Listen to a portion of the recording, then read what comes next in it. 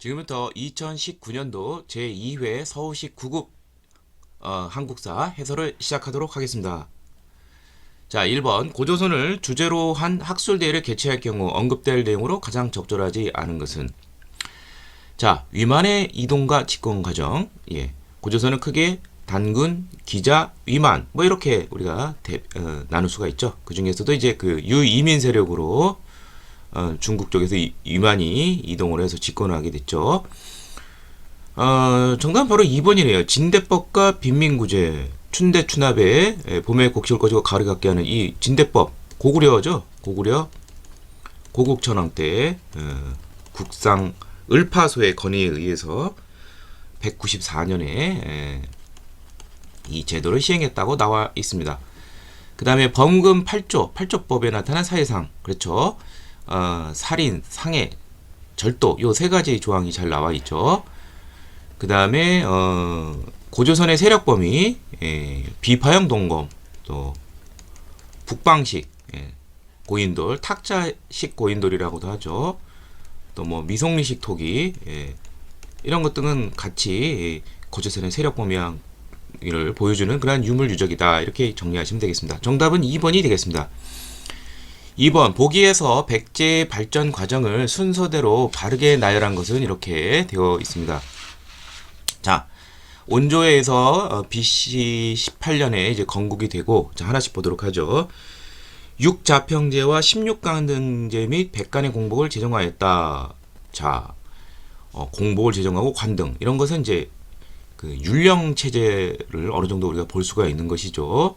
그러니까 중앙 집권의 그러한 모습을 이제 마련한 사람, 바로 3세기 중후반에 활약을 했던 고이왕이 되겠습니다.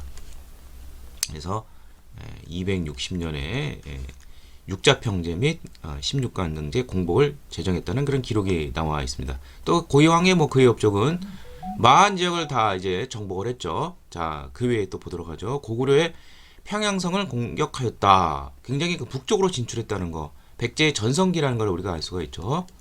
백제의 전성기 바로 근초고왕이죠.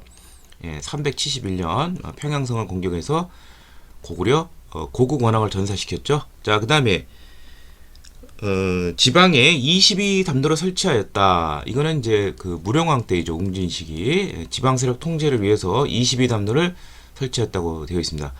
6세기 초반의 임금이죠. 제위기간은 501년에서 523년입니다. 그 다음에 불교를 받아들여 통치 이념을 정비하였다. 이거 침류왕 때죠. 동진으로부터 불교를 수용했습니다. 384년. 자, 그러면 순서는 기역, 니은, 리을, 디귿이 되겠네요. 기역, 니은, 리을, 디귿. 정답은 2번이 되겠습니다. 다음 3번 보기에서 밑줄 친 이 나라에 대한 설명으로 가장 옳은 것은?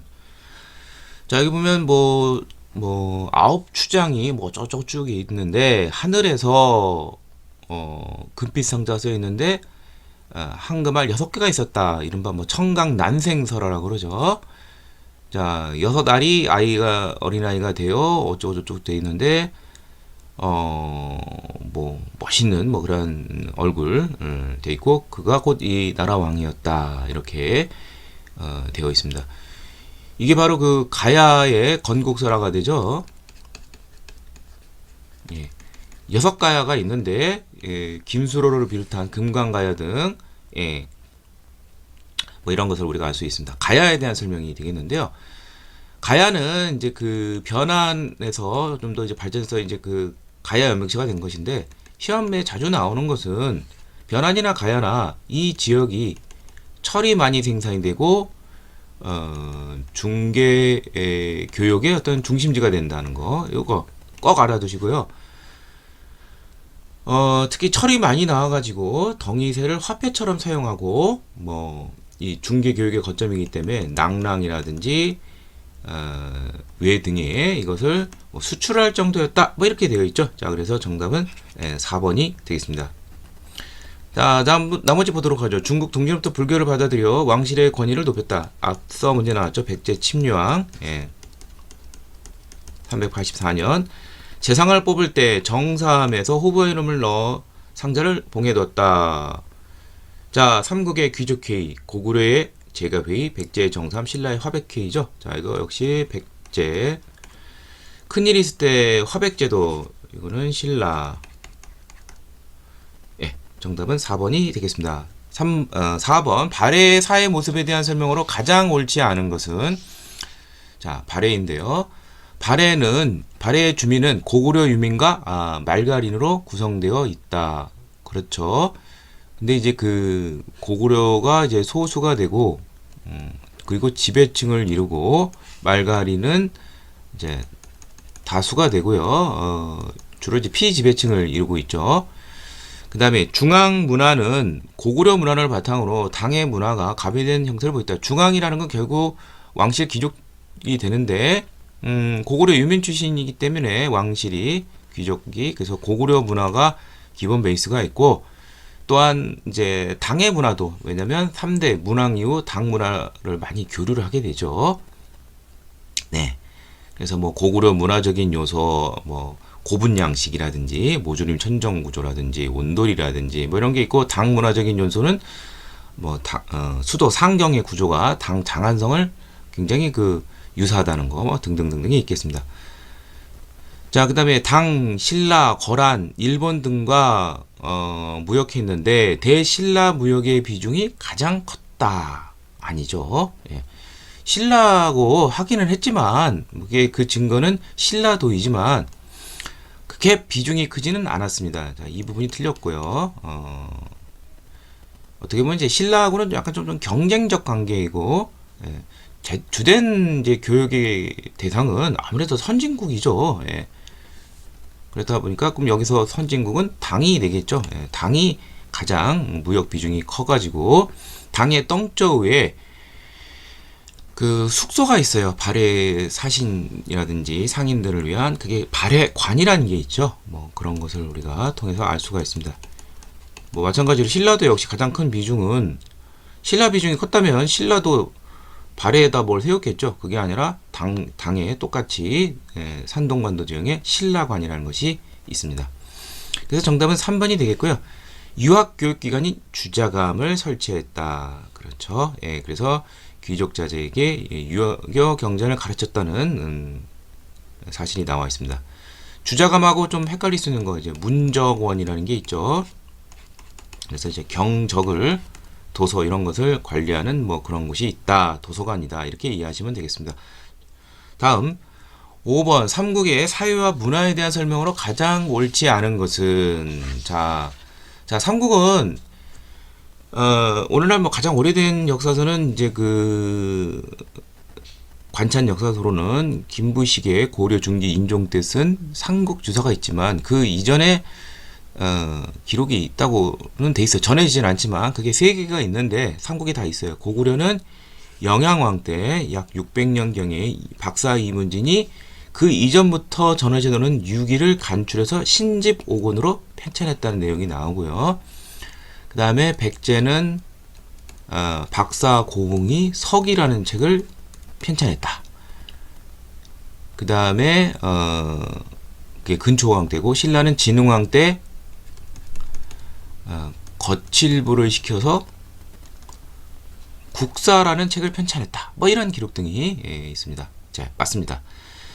백제의 승려 원칙은, 벌써 여기서부터 틀렸네요. 백제의 승려가 아니라 원칙은 신라의 승려가 되겠고요. 당나라에 가서 유식불교 이것을 발전시킨 것은 맞습니다. 그래서 정답은 2번이 되겠고요.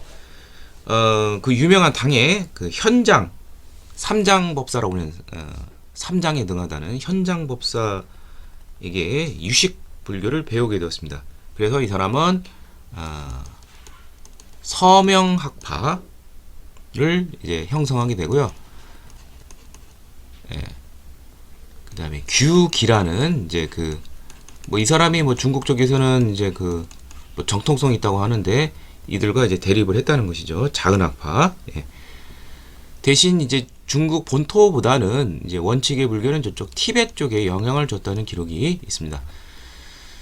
자, 정답은 2번이고요. 신라의 진흥왕은 두 아들의 이름을 동륜, 또 하나는 금륜이 있어요. 뭐 이렇게 지었는데,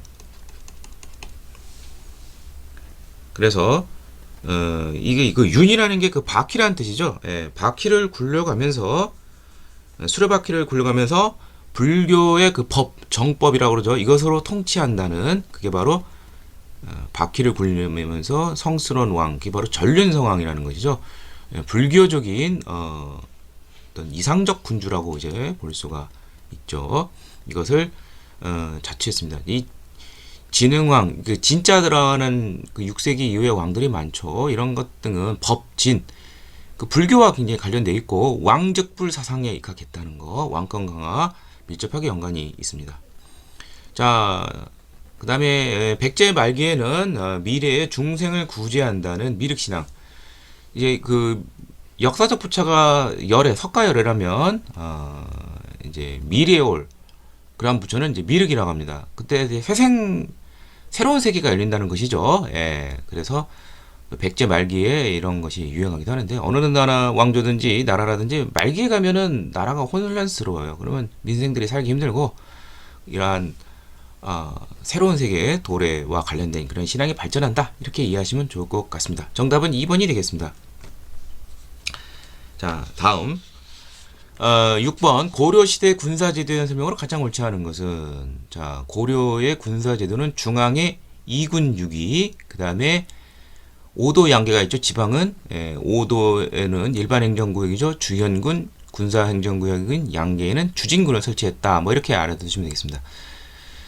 자, 북방의 양계 지역, 이게 이제 군사구역이죠. 여기는 주현군이 아니라 주진군이 되겠고요. 일반 5도에 주현군을 두었습니다. 그 다음에 2군, 그러니까 이제 정답은 바로 1번이 되겠네요. 예. 그 다음에 2군 6위가 중앙군인데, 자, 2군이 6위보다 상위에 있어요. 자, 2군은 응양군과 용호군 두 개로 구성되어 있고 왕의 친위 부대다. 예, 그렇습니다. 그 중에서도 응양군이 좀 더 우위로 쳐줍니다. 그래서 응양군의 자 최고 사령관이 바로 상장군이죠. 응양군 상장군이 반주라고 그러죠. 군반에서 가장 우두머리다, 이렇게 이해하시면 되겠고요. 자, 그 다음에 이제 6위가 있습니다. 자, 6위에는 이제 그 어떤 것이 있냐면 뭐 금오이라든지 천우이라든지 간문이라든지 요 세 개가 그 도성과 관련된 이제 그러한 기능, 특수한 기능을 해요.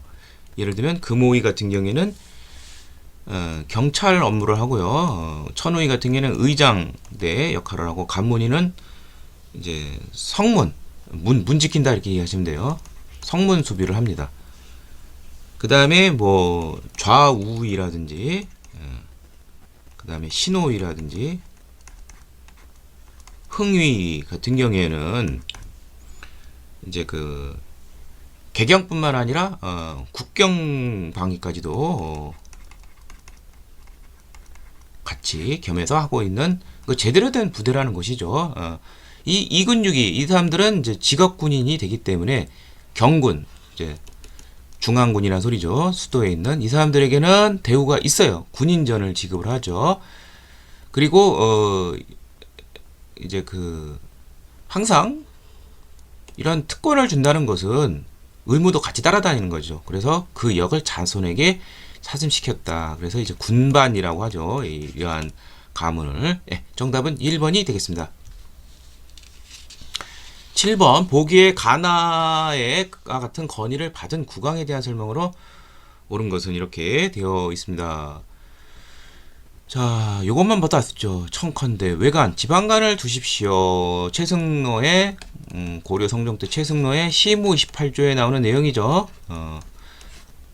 자, 이 최승로의 시무 28조의 핵심 내용은 뭐냐면 유교 통치를 하라는 것이죠. 그리고 중앙 집권적 통치, 이를 위해서는 지방간을 파견해야 된다는 소리죠. 자, 이게 성종과 고려 성종과 관련된 문제인데,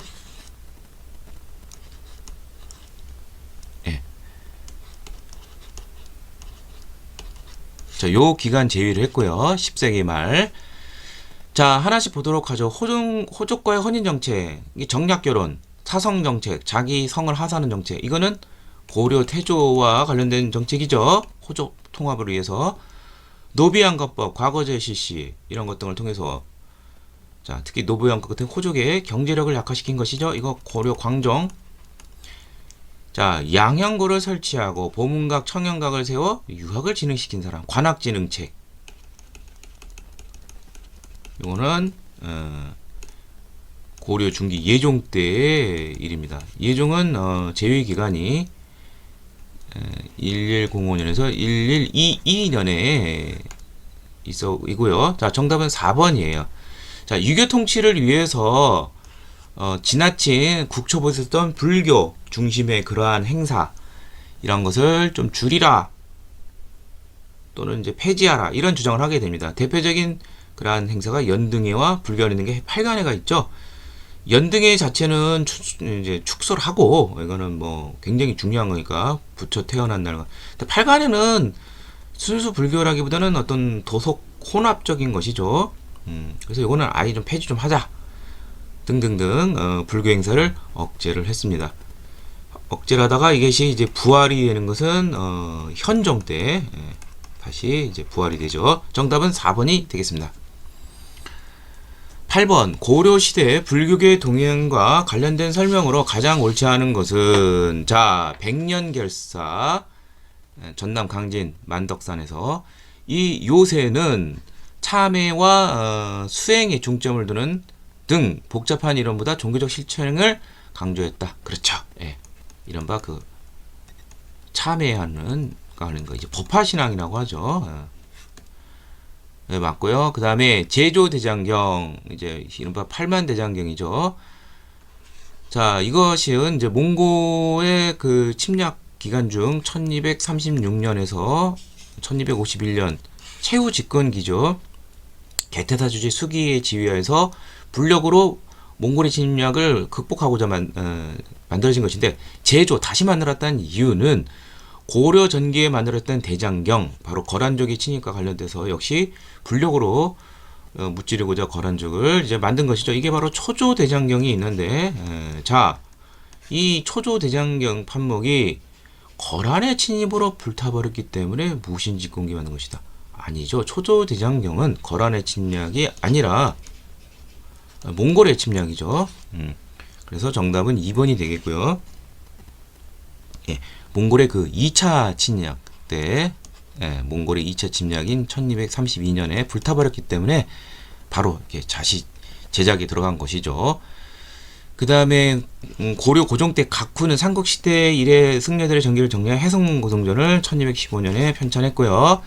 진울은 깨달음과 더불어 실천을 강조하는 도노점수, 즉 도노란 거는 선종형 한꺼번에 모두 다 깨닫는 것이고 점진적 수행 이거는 교종의 방법입니다. 그러니까 선종의 방법을 쓰더라도 교정적인 방법으로 더 보충을 하자는 것이죠. 예. 그래서 선정을 중심으로 해서 교정을 통합한 것이죠. 조교종. 정답은 4번이 되겠고요. 9번. 다음 복에서 비추신 그가 활동하던 시대 상황에 대한 설명으로 가장 옳지 않은 것은 자 여기 보면 이렇게 있어요. 그가 북산에서 나무하다가 공사 노비를 불러 모으기를 나라에서 경인 계산년 이후 이게 그 무신정변이죠. 높은 벼슬이 천한 노비에게서 많이 나왔으니 뭐 예를 들면 이유민 같은 경우에 천인 출신이죠. 장수재상이 어찌 시가 따르이냐 왕후장상이 영유종화하라 뭐 하면 한국의 스파르타쿠스라고 불리는 만적이죠. 만적의 난 1198년입니다. 최충원 집권기죠. 자, 뭐 그렇게 봐도 되고 지금 물어보는 게 그 고려시대 한정되어 있으니까 그가 활동시대 그러니까 무신정권기고 무신정권기니까 1170년에서 1270년이 되는데 아직 뭐 몽골의 침략 이건 없는 상태니까 하여튼 이방부터 시작해서 최충원 요때까지 보시면 될 것 같아요. 자, 하나씩 보도록 하죠. 최충의 구제학당을 비롯한 사학시비도가 융성하였다. 자, 이 사학시비도는 최충은 고려 문종 때 직원고로 활약을 했어요.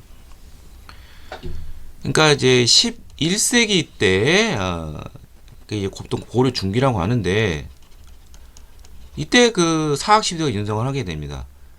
그래서 이제 12세기를 전후로 해서 관악진흥 운동이 있게 되죠. 예, 숙종, 예종, 뭐 인종 이렇게 이어지는. 예. 그래서 숙종, 예종, 인종.